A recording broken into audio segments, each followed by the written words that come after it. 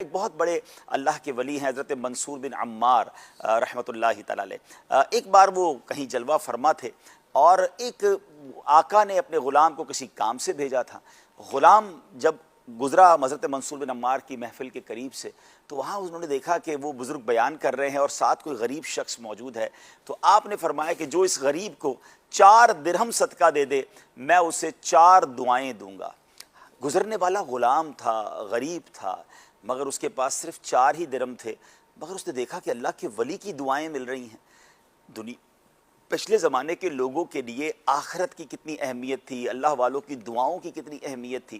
غریب شخص تھا، اس نے 4 کے 4 درہم جو ہے وہ حضرت کی بارگاہ میں پیش کر دیے کہ آپ دے دیں اس غریب کو۔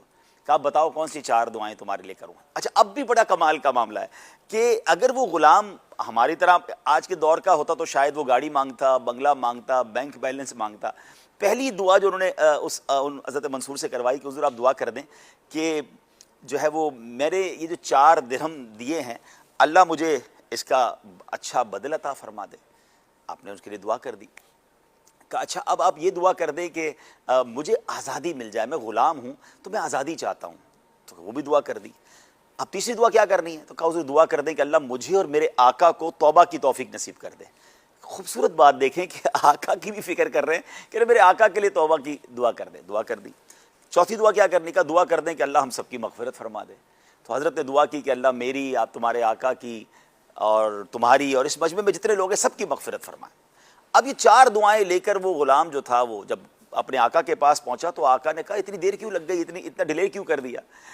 تو اس نے کہا حضرت معاملہ ایسا تھا، گیا تو آپ کے کام سے تھا مگر مجھے سمجھنے ایک چانس مل گیا، اللہ کے ولی کی زیارت ہوئی، وہ دعائیں کہہ رہے تھے 4 درہم دے دو غریب کو، 4 دعائیں دوں گا۔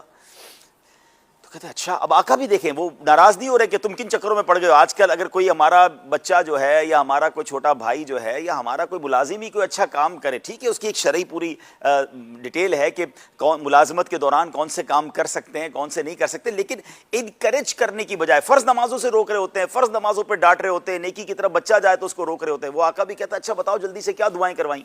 تو کہا پہلی دعا تو میں نے یہی کروائی کہ میرے جو پیسے خرچ کیے اللہ مجھے اس کا بہترین نعمل بدل دے دے۔ تو آقا کہتا تم نے 4 درہم دیے تھے نا، میں تمہیں 4000 درہم دیتا ہوں۔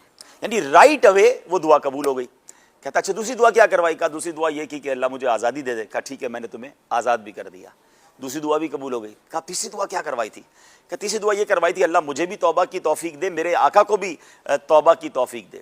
تو وہ جو آقا تھا اس نے فوراً استغفار پڑھنا شروع کر دیا، کہا میں بھی توبہ کرتا ہوں، تم نے بھی توبہ کر لی ہوگی تم بھی کر لو۔